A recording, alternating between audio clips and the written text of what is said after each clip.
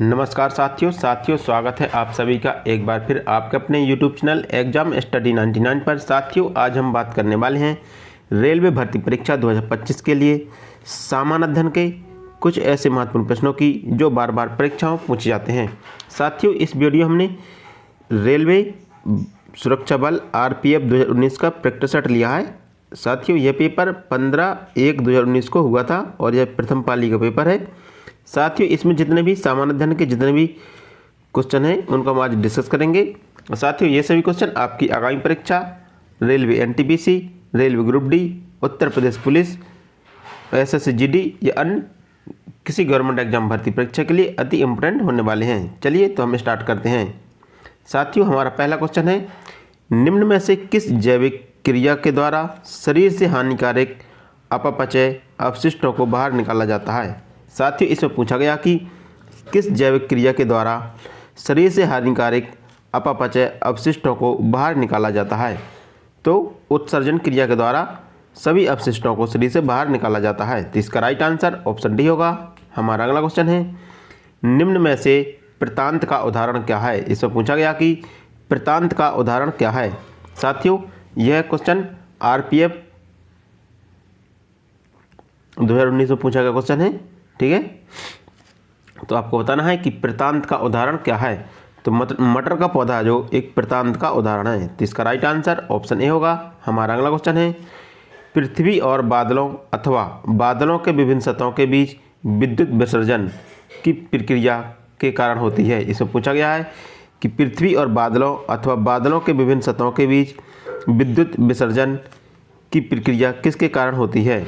आपको बताना है कि जो विद्युत विसर्जन की प्रक्रिया है वो किसके कारण होती है। तो वह होती है आकाशीय विद्युत। ठीक है, आकाशीय विद्युत के कारण होती है। तो इसका राइट आंसर ऑप्शन ए होगा। हमारा अगला क्वेश्चन है, निम्न में से कौन सी एक प्रायद्वीप से जोड़ता है जब नदियों की विशेषता है। यहाँ पर होगा जो नदियों की विशेषता है। ठीक है, नदियों की कौन सी विशेषता है जो प्रायद्वीपों से जोड़ता है। तो नदियों की वर्गीकृत उथली घाटी है जो नदियों को प्रायद्वीपों से जोड़ता है। तो इसका राइट आंसर ऑप्शन सी होगा। हमारा अगला क्वेश्चन है,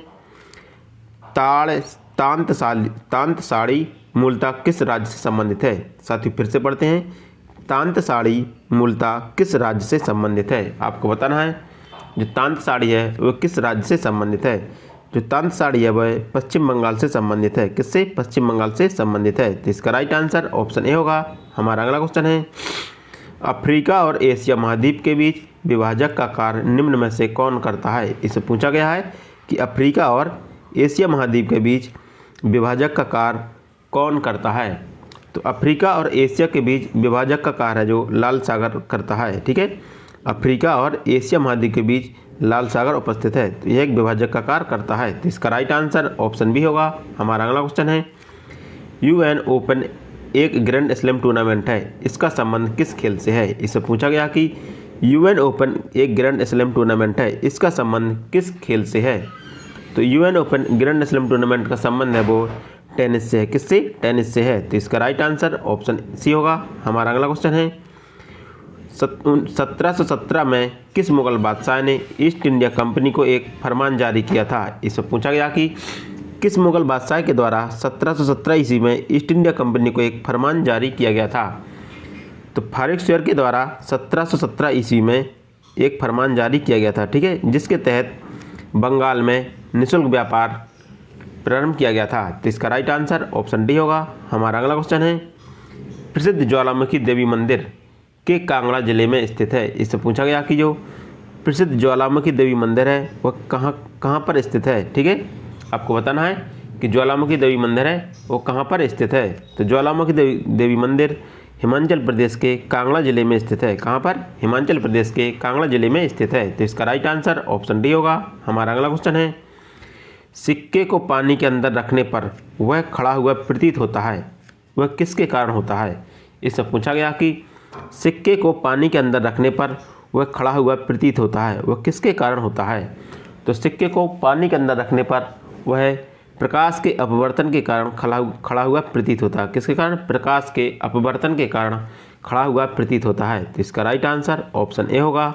हमारा अगला क्वेश्चन है, अंडमान और निकोबार द्वीप समूह में शांति, समृद्धि और सुशासन से संबंधित नियम निम्न में से कौन बना सकता है। इसमें पूछा गया है कि अंडमान और निकोबार द्वीप समूह में शांति, समृद्धि और सुशासन से संबंधित नियम कौन बना सकता है। साथियों, अंडमान और निकोबार द्वीप समूह एक केंद्र शासित प्रदेश है, ठीक है, केंद्र शासित प्रदेश के अंदर आते हैं। तो यहाँ पर शांति, समृद्धि और सुशासन से संबंधित नियम बनाने का अधिकार है जो है राष्ट्रपति के पास है। तो इसका राइट आंसर ऑप्शन ए होगा। हमारा अगला क्वेश्चन है, सिनाई प्रायद्वीप किस देश में स्थित है। इसमें पूछा गया है कि सिनाई प्रायद्वीप किस देश में स्थित है। तो सिनाई प्रायद्वीप इजिप्ट, जो मिस्र में है, इजिप्ट में स्थित है। तो इसका राइट आंसर ऑप्शन बी होगा। हमारा अगला क्वेश्चन है, अनुसूचित जनजातियों वाले और आदिवासी क्षेत्रों के प्रशासन से संबंधित प्रावधान भारतीय संविधान की किस अनुच्छेद में है। इसमें पूछा गया है कि अनुसूचित जनजातियों वाले और आदिवासी क्षेत्रों के प्रशासन से संबंधित प्रावधान किस भारतीय संविधान के किस अनुच्छेद में दिया गया है। तो ये दिए गए हैं अनुच्छेद 244 में, ठीक है। अनुसूचित जाति और आदिवासी क्षेत्रों के प्रशासन से संबंधित प्रावधान जो अनुच्छेद 244 में दिए गए हैं। तो इसका राइट आंसर ऑप्शन ए होगा। हमारा अगला क्वेश्चन है, विद्युत संयोजी यौगिक समानता में घुलनशील होते हैं। इसमें पूछा गया कि जो विद्युत संयोजी यौगिक होते हैं वो किस में घुलनशील होते हैं। तो विद्युत संयोजी यौगिक जल में घुलनशील होते हैं। किस में? जल में घुलनशील होते हैं। तो इसका राइट आंसर ऑप्शन सी होगा। हमारा अगला क्वेश्चन है, भारतीय संविधान में वर्णित मौलिक अधिकार को मुख्यतः कहाँ से लिया गया है। इससे पूछा गया कि जो मौलिक अधिकार हैं वो किस देश के संविधान से लिए गए हैं या कहाँ से लिए गए हैं। जो मौलिक अधिकार हैं वो अमेरिका के संविधान से लिए गए हैं। तो इसका राइट आंसर ऑप्शन ए होगा। हमारा अगला क्वेश्चन है, प्रकाश से दूर तने के भाग में कोशिकाओं को तेजी से बढ़ने का कारण है। इससे पूछा गया है कि प्रकाश से दूर तने के भाग में कोशिकाओं को तेजी से बढ़ने का क्या कारण है। तो प्रकाश से दूर तने में कोशिकाओं को तेजी से बढ़ने का मुख्य कारण ऑक्सीजन हार्मोन्स है। कौन सा? ऑक्सीजन हार्मोन्स के कारण है जो पौधे में वृद्धि होती है। इसे हम वृद्धि हार्मोन्स भी कहते हैं। तो इसका राइट आंसर ऑप्शन ए होगा। हमारा अगला क्वेश्चन है, किसी विशेष बीमारी के कारण समय से पहले मरने वाले लोगों की संख्या और साथ ही बीमारी के कारण विकलांगता की स्थिति में बिताए गए कुछ वर्षों का अनुमान लगाने के लिए किस संकेत का उपयोग किया जाता है। इससे पूछा गया कि किस संकेत का उपयोग किया जाता है। तो इसमें किया जाता है बीमारियों के वैश्विक भार, ठीक है, बीमारियों के वैश्विक भार संकेत का उपयोग किया जाता है। तो इसका राइट आंसर ऑप्शन ए होगा। साथियों, यह अर्थशास्त्र का क्वेश्चन है। किसका? यह अर्थशास्त्र से संबंधित क्वेश्चन है। तो लगभग सभी चैप्टरों से क्वेश्चन पूछे जाते हैं रेलवे में, चाहे वो हिस्ट्री हो, ज्योग्राफी हो, संविधान हो, इकोनॉमी हो या पर्यावरण हो, तो सभी से क्वेश्चन लगातार पूछे जाते हैं। तो आपको सभी विषयों को जरूर ध्यान से पढ़ना है और उनको ध्यान देना है, ठीक है। हमारा अगला क्वेश्चन है, भारत के नियंत्रक और महालेखा परीक्षक निम्न में से किसके खाते की जांच करता है। इसमें पूछा गया है कि जो नियंत्रक एवं महालेखा परीक्षक है वो किसके खाते की जांच करता है। तो नियंत्रक और महालेखा परीक्षक है वो राज्य और केंद्र सरकार दोनों के खातों की जांच करता है। तो इसका राइट आंसर ऑप्शन सी होगा। हमारा अगला क्वेश्चन है, एथलीट हिमा दास का संबंध किस भारतीय राज्य से है। इससे पूछा गया कि जो हिमा दास है जो एथलीट्स है, इसका संबंध किस भारतीय राज्य से है। तो हिमा दास का संबंध असम राज्य से है। तो इसका राइट आंसर ऑप्शन डी होगा। हमारा अगला क्वेश्चन है, रणथंभौर राष्ट्रीय उद्यान कहाँ स्थित है। इससे पूछा गया कि जो रणथंभौर राष्ट्रीय उद्यान कहाँ पर स्थित है। साथियों, यह ज्योग्राफी या पर्यावरण का क्वेश्चन है, ठीक है। पर्यावरण में भी क्वेश्चन पूछे जाते हैं और ज्योग्राफी से संबंधित क्वेश्चन है। तो आपको बताना है कि रणथंभौर राष्ट्रीय उद्यान कहाँ स्थित है। तो रणथंभौर राष्ट्रीय उद्यान राजस्थान राज्य में स्थित है। कहाँ पर? राजस्थान राज्य में स्थित है। तो इसका राइट आंसर ऑप्शन सी होगा। हमारा अगला क्वेश्चन है, लाल कंगारू निम्न में से किस देश का राष्ट्रीय पशु है। इससे पूछा गया कि जो लाल कंगारू है वो किस देश का राष्ट्रीय पशु है।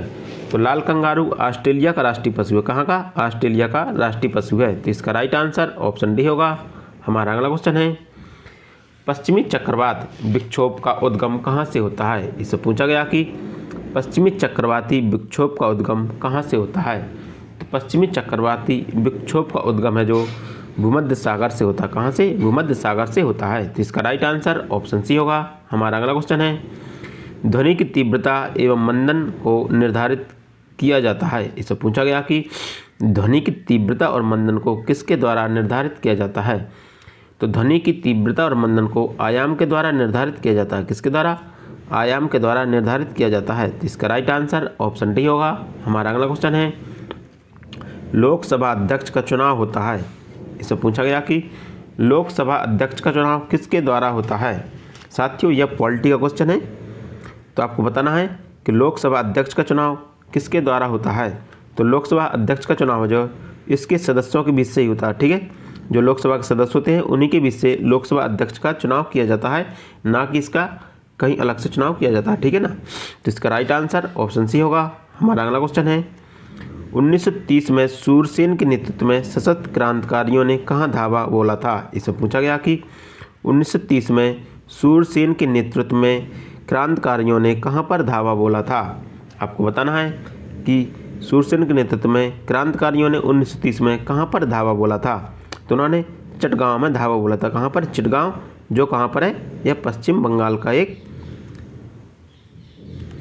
राज्य जगह है। चिटगांव है जो पश्चिम बंगाल की एक जगह है, वहाँ पर सूरसेन के नेतृत्व में क्रांतिकारियों ने धावा बोला था। जिसका राइट आंसर ऑप्शन बी होगा। हमारा अगला क्वेश्चन है, निम्न में से किसे भारतीय संसद का उच्च सदन कहा जाता है? इससे पूछा गया कि भारतीय संसद का उच्च सदन किसे कहा जाता है?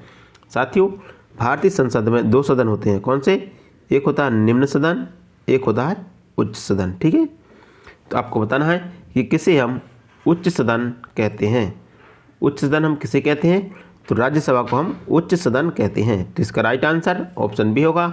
हमारा अगला क्वेश्चन है, निम्न में से कौन सा देश दक्षिण एशियाई क्षेत्रीय सहयोग संगठन में शामिल नहीं है? इसमें पूछा गया कि दक्षिण एशियाई क्षेत्रीय सहयोग संगठन में कौन सा देश शामिल नहीं है? साथियों, इसमें पूछा गया कि इसे यहाँ पर सार्क की बात की गई है। ठीक है, दक्षिण एशियाई क्षेत्रीय सहयोग संगठन, इसे सार्क के नाम से जानते हैं, और इस सार्क का मुख्यालय काठमांडू में। कहाँ पर? सार्क का मुख्यालय काठमांडू में है। इसमें पूछा गया कि इसमें कौन से देश शामिल नहीं हैं? तो इसमें चीन है जो शामिल नहीं है, बाकी मालदीव, बांग्लादेश, पाकिस्तान, अफगानिस्तान, भारत, ठीक है, इसमें सभी देश शामिल हैं, लेकिन इसमें चीन शामिल नहीं है। तो इसका राइट आंसर ऑप्शन ए होगा। हमारा अगला क्वेश्चन है, तीसरे तमिल संगम की अध्यक्षता किसने की? इससे पूछा गया कि तीसरे तमिल संगम की अध्यक्षता किसके द्वारा की गई थी? तीसरे तमिल संगम की अध्यक्षता नक्कीकर के द्वारा की गई थी। किसके द्वारा? नक्कीकर के द्वारा तीसरे तमिल संगम की अध्यक्षता की गई थी। तो इसका राइट आंसर ऑप्शन बी होगा। हमारा अगला क्वेश्चन है, ओलंपियाड शब्द वर्ष की अवधि में व्यक्त करता है। इससे पूछा गया कि जो ओलंपियाड शब्द है वो कितने वर्ष की समय अवधि को व्यक्त करता है? तो ओलंपियाड शब्द है जो 4 वर्ष की समय अवधि को व्यक्त करता है। किसने? 4 वर्ष की समय अवधि को व्यक्त करता है। तो इसका राइट आंसर ऑप्शन बी होगा। हमारा अगला क्वेश्चन है, भारत के राष्ट्रपति द्वारा राज्यसभा में कितने सदस्य मनोनीत किए जा सकते हैं? इससे पूछा गया कि भारत के राष्ट्रपति के द्वारा राज्यसभा में कितने सदस्य मनोनीत किए जा सकते हैं? तो भारत के राष्ट्रपति के द्वारा राज्यसभा में कुल 12 सदस्य मनोनीत किए जा सकते हैं। कितने? 12 सदस्य मनोनीत किए जा सकते हैं। तो इसका राइट आंसर ऑप्शन बी होगा। हमारा अगला क्वेश्चन है, पिट्स का इंडिया एक्ट कब पारित हुआ? इससे पूछा गया कि पिट्स का इंडिया एक्ट या पिट्स इंडिया एक्ट कब पारित किया गया था? तो पिट्स इंडिया एक्ट 1784 ईस्वी में पारित किया गया था। तो इसका राइट आंसर ऑप्शन ए होगा। हमारा अगला क्वेश्चन है, वायु की उपस्थिति जलवाष्प की मात्रा कहलाती है। इससे पूछा गया कि वायु में उपस्थित जलवाष्प की मात्रा क्या कहलाती है? तो वायु में उपस्थित जलवाष्प की मात्रा परम आर्द्रता कहलाती है। क्या? परम आर्द्रता कहलाती है। तो इसका राइट आंसर ऑप्शन सी होगा। हमारा अगला क्वेश्चन है, किस शासक ने ताजमहल का निर्माण कराया? इसमें पूछा गया कि किस शासक के द्वारा ताजमहल का निर्माण कराया गया था? तो ताजमहल का निर्माण शाहजहां के द्वारा कराया गया था। तो इसका राइट आंसर ऑप्शन बी होगा। साथियों, ताजमहल है जो आगरा में है। कहाँ पर? आगरा में, यमुना नदी के तट पर स्थित है। कहाँ पर? आगरा में, जो यमुना नदी के तट पर ताजमहल स्थित है। हमारा अगला क्वेश्चन है, खेलों से संबंधित प्रावधानों का वर्णन भारतीय संविधान की किस सूची में से संबंधित है? इससे पूछा गया कि खेलों से संबंधित प्रावधानों का वर्णन भारतीय संविधान की किस सूची में वर्णित है। इससे पूछा गया कि खेलों से संबंधित प्रावधानों का वर्णन है जो भारतीय संविधान की समवर्ती सूची में वर्णित है। किसमें? समवर्ती सूची में वर्णित है। तो इसका राइट आंसर ऑप्शन सी होगा। हमारा अगला क्वेश्चन है, विधवा पुनर्विवाह की वकालत करने के लिए 1852 में गुजराती भाषा में साप्ताहिक पत्र सत्यप्रकाश का प्रकाशन किसके द्वारा किया गया था। इसमें पूछा गया कि 1952 में गुजराती पत्रिका सत्यार्थ प्रकाश का प्रकाशन किसके द्वारा किया गया था।